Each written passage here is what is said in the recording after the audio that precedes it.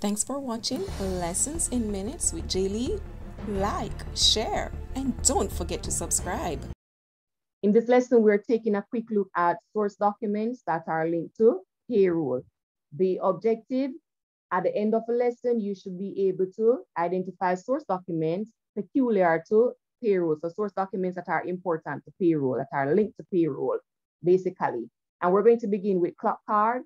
The clock card is a document that gives details of the number of hours an employee has worked for a period, which is obtained from the use of a special item of equipment, a clock card machine or time recorder.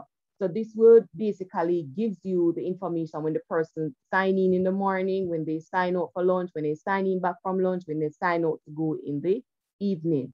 And a clock card can be a manual card just the same, but they would have to write in, sign in the time that they arrive at work, sign out, re-sign in after lunch, sign out at the end of the day.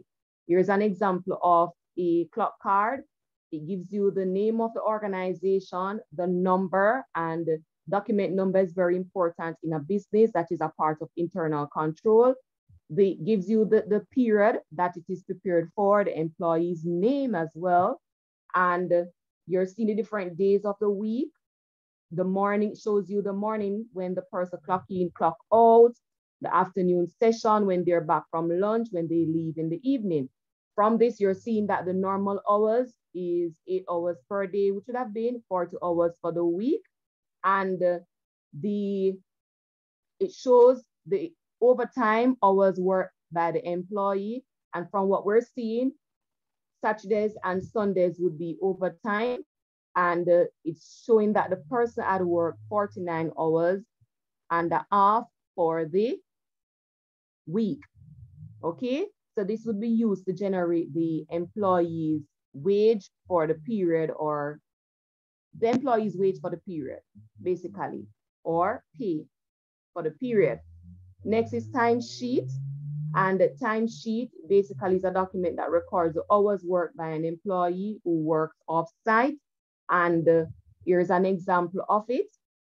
And the name of the organization is indicated, the job number, because the person would have a particular job working on, the date on which it's prepared for, which is the 14th of August, 2018, the name of the technician, which would have been the name of the employee, the time they start, the time they end, etc. It is signed by the employee, signed by the customer, and signed by the manager who is in charge of the employees. So it gives you the time that the person worked, what they work on, etc.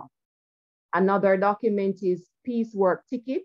And the Piecework Ticket is a document that records the number of items that quality control has passed for payment using piece rate.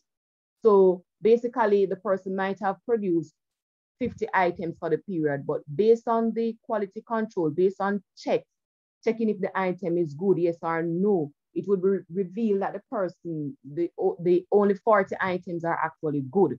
So the person would have received pay for those 40 items and not the 50. So they receive the pay for the items that are actually good, ready to be sold.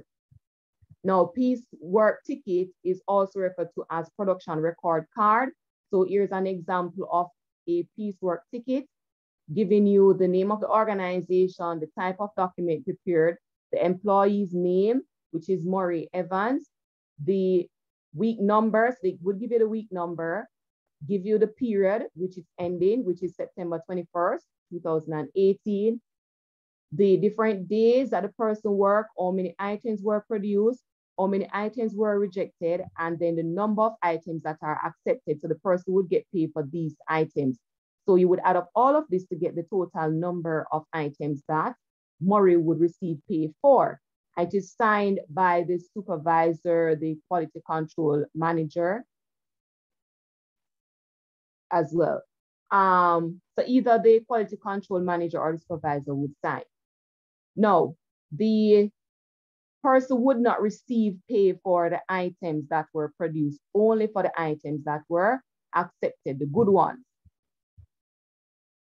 In exam, you may be asked to prepare a piecework ticket or a production record card. Remember, that's the very same thing. They will give you the items that are produced, the number of items rejected. You have to find out what is accepted and provide the signature and give the total of what the person would receive pay for.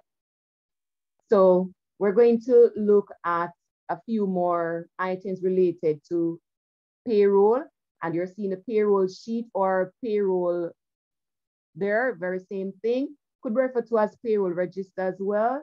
And that is a list of employees and the payments due to them for wages or salaries for a period, usually bi-weekly. It summarizes gross wages, salaries, the total deductions, and the net pay of all employees.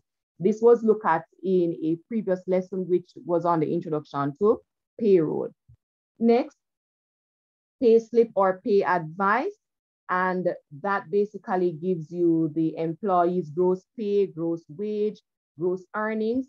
Very same thing. It shows you the allowances, the income tax deductions, and net pay. So it would show you all the deductions and show you what the employee would take home. So it shows you the gross pay, the allowances, all deductions taken out, and then give you the net pay of the employee. Next document related to payroll is the employee record card, and each employee has a record card, right, within the organization that they work. The information on the payslip is transferred to this card each week or month as appropriate based on when they prepare the payroll. The card summarizes gross wage or salary, deductions, and the net wage or salary for the year. Okay, so you can go back to this record to find out how much a person had received for gross wage for a period, how much they received for gross salary, how much deductions they have paid for the year, what was the net wage for the year or salary for the year. So remember, each employee has a record card. Each employee gets a pay slip or pay advice as well when they receive their pay. And those are some documents that are related to payroll. Like, share, and don't forget to subscribe.